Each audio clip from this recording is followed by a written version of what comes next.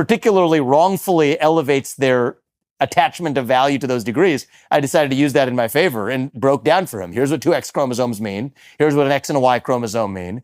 And that exchange went viral as well. And I think this one was more by chance, but he quickly was no longer on the air at Meet the Press, which was his main show shortly after I had done the same thing with Don Lemon, shortly after we had exchanges like that at the Breakfast Club.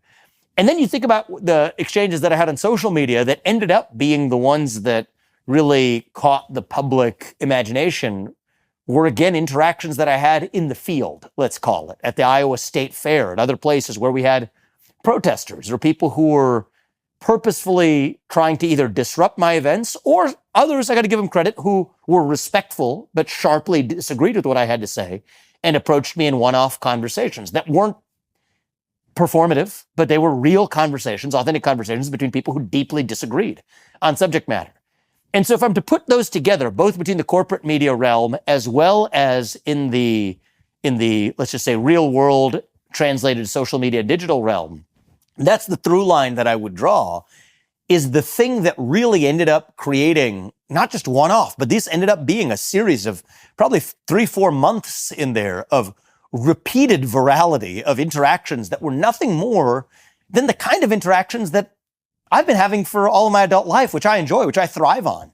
You know, think about the people who I went to school with at places like Harvard or Yale, predominantly had political views that were different from mine. I leaned libertarian. Most of them leaned liberal. Some of them are even friends of mine and remain friends of mine to this day. Authentic, heated, but earnest exchanges. In some cases, the person on the other side wasn't necessarily authentic in their motives. Take the Don Lemon, but you treat them as though they are, and then they self-immolate in front of you. That ended up really lifting up the campaign, in this case now, far earlier than we expected, okay? Because when we saw me not lifting up off the ground, I think I calibrated myself to saying, okay, this is going to be a long haul. It's going to be only after the debates begin, and let me at least try to qualify for those debates. Let me at least make that table stakes that I would qualify for the debates. And then after that, it would be a steady build up. Instead, something started happening where when I took the talk to everyone strategy, left-wing media, right-wing media, corporate media, podcasts, and interactions, we actually saw a pickup that was then far earlier than I expected after I had recalibrated my own expectations. And that created new problems of its own, actually. So what started happening was, this is in advance of the first Republican debate, I started really surging in the polls in a way that nobody expected. You're talking about just 4 months before the media would not give me the light of day. And many people had no idea I was running for president when I was running for president in the month of March. Now we're talking about July, early August. I mean, I was probably the Republican candidate who was most talked about, even by the corporate press, even when I'm not on there, because who is this character that nobody's heard of that's now beginning to surge in a lot of these polls, passing up, former vice presidents of the United States, former governors, people who were running that were far more prominent, viewed as real contenders in the race. And then that's where I started to really get a taste of a new kind of issue, where first, I'll tell you this, is the corporate press, I think, took some umbrage at the fact that they had been one-upped in two ways. They'd been one-upped in two ways. One way they had been one-upped is right on their own home turf, right? The Don Lemon and the Chuck Todd style interactions. So I think that bothered them. But the second thing that bothered them, and I think this was, I think, the more interesting learning. I think they were bothered by the fact that I had sidestepped them.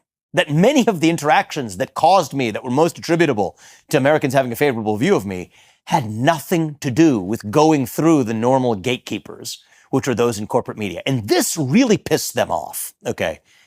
And so what they started to do was to realize that this was an opportunity to trap me. And I think that this is less about me and more about a defense of their own relevance as the sole gatekeeper in the realm of politics. So this is where I think that if I was to give you feedback from the feedback you gave me, the feedback you gave me is sidestep the corporate media. You said that in one of our earlier probably our first podcast that we had. You were one of the few people who was paying attention to me. Here's what I learned as a consequence of that is we're not yet at a future where the corporate media is entirely irrelevant. We're in this liminal state, right, this intermediate state where the new media is relevant. It's useful, it's necessary, certainly for newcomer break on the scene like me, but it coexists in a landscape where the traditional gatekeepers are still very much present, relevant, and important. And so they realized, here's the game they're going to play is, take this conversation you and I are having, right? This is going to be a 90-minute conversation. The thing about a conversation is it has context. What we say 40 minutes from now may call back something that you and I just spoke about 10 minutes ago, all right? That's the nature of this format. The corporate media operates television, let's just take cable television as an example, based on 2, 3, 4-minute segments. And so there started to be a really interesting thing that started to happen in July and August is by then there's a whole body of probably tens, hundreds of podcasts like this that I had done, where what they were able to do was to then helicopter, airlift something that came out of a conversation that had context attached to it, right? An hour, sometimes 2 hours worth of context around a statement. But to airlift that and to put that on air in a way that was cast in a completely different context than what it was intended in the context of a 2-hour conversation. And it wasn't that they were just punishing me. What they were doing in the process was creating a disincentive for anybody else to actually participate in those longer form conversations. Because the message is, if you do that, do it at your own peril because you will be punished. Unless you do it the standard way where you script it, you don't go through exactly what the traditional assembly line is for political communication, and you're going to do it through the format that we have control over, or else we will punish the defector. And that's what they began to do. So in August, in the lead up to the first debate, and this was somewhat damaging to me, and it created a bit of a theme that the other candidates pounced on and exploited as a theme. Well, I'll tell you, the surprising thing that happened at the first debate was, remember, my whole thing was in March, make the debate stage. What happened is in the summer, I surged so much so that not only did I make the debate stage, I was at the center of the very first debate stage. Ron DeSantis and I were the two people at the center of that debate stage, one of whom was the guy who was the preordained challenger and replacer of Donald Trump, according to many pundits in the world of conservative media, and then another guy who nobody had heard of. At the center of a debate stage was the former vice president, multiple U.S. senators to governors to other people who were irritated as hell that I was there. And I did not expect this, Dr. Peterson, but the thing that shocked me, I enjoyed it, was at that first debate, I ended up being the target of every person. You were actually, I think, in that room physically even. And that was interesting to me. But in the lead up to that is what really gave them the ammo. And this is where I wasn't strategizing at all. At that point, I was just still continuing my talk to everyone strategy. I'll talk to everybody. I'll talk unfiltered, etc. There was a reporter from The Atlantic. This is a funny story. I haven't really gone into depth on this, but I should. There's a reporter from The Atlantic who has been really asking, The Atlantic has been asking to do a detailed embedded profile of us. My team, and I think maybe they were a little bit shrewder than me on this, said, well, we want to be careful about this. I said, what the hell? Let him in. We're talk to everybody strategy. We've committed to something, stick to it, practice what we preach. So he came to Columbus, Ohio, and then he was going to come on a private flight to whatever campaign stops we were making, culminating the lead up to the first debate. And there was something funny about this guy. I forget his name, okay? But the first thing he says, it's weird. It's like bizarre. He has a very mild-mannered affect. And he goes out of his way to say multiple times, I have a stutter.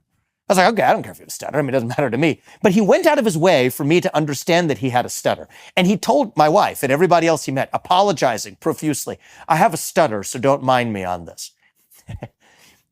My wife has a wisdom that I don't, but she said, just be careful about this guy because of that fact, right? It's not that he had a stutter. It's that he went out of his way to point that fact out to us. That she says, I think he's looking to potentially exploit you. Just be careful with him.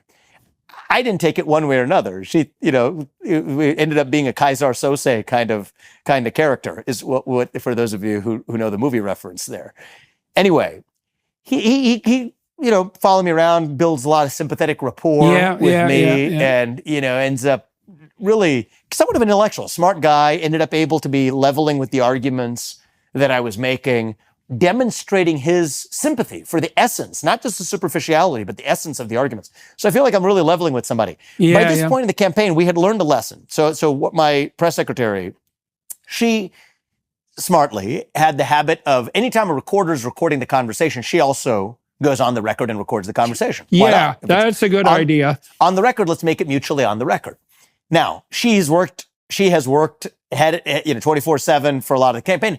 One of the weekends she had to go to a wedding. Okay. And this was during the flight that this gentleman and I were taking to a campaign stop where we were headed. So now he has me without my sort of press person near me. And I think without being in recording, he's got his recorder on the plane. Okay. So we're talking, and I'm foolishly just, talking away like I'm talking to a friend here, to a guy who's already ingratiated himself a little bit, softened his image with me. I almost felt even a little bit saddened for the guy that he had this loss of self-confidence based on some attribute that wasn't his own and seemed like a smart guy. And so we're talking, and he pulls out. So about 2 weeks before something had happened where I was on one of these podcasts, and a guy by the name of Alex Stein asks me, he's hosting kind of a quasi-comedic podcast. And he asked me, do you believe what the government's told you about 9/11? And I said, do I believe everything the government's told me about 9/11? Well, the reality is we know the government's lied to us based on declassified documents that came out 20 years after 9/11, that Omar al-Bayoumi, who was a individual who was previously deemed to be a 42-year-old graduate student that randomly met two of the hijackers. That was the story that the 9/11 Commission and the FBI published 20 years ago. Turned out in the declassified documents 20 years later was a Saudi intelligence operative. So we know the government lied about that. So based on that hard fact, of course, we don't believe everything the government has told us about this. Now, that statement was the fodder. It's the classic move. Take something in the context of a podcast-style conversation, airlift that to the conversation about, okay, so here's the conversation we had on the airplane. He says, all right, I believe the government should tell the truth about what we know about what happened on January 6th. And that's something I have been very vocal about during the campaign. I think government should tell us everything. Everything's fair game. Were there FBI agents in the field? Tell us, were there FBI agents in the field? Were there FBI informants in the field? Just answer the question transparently. Most of the mainstream media throughout the campaign has said that the FBI director has said there were none. Actually, that's false. Christopher Wray, when he's responding to Congress, refused to answer the question, which the media has then later reported as saying that he said there were none.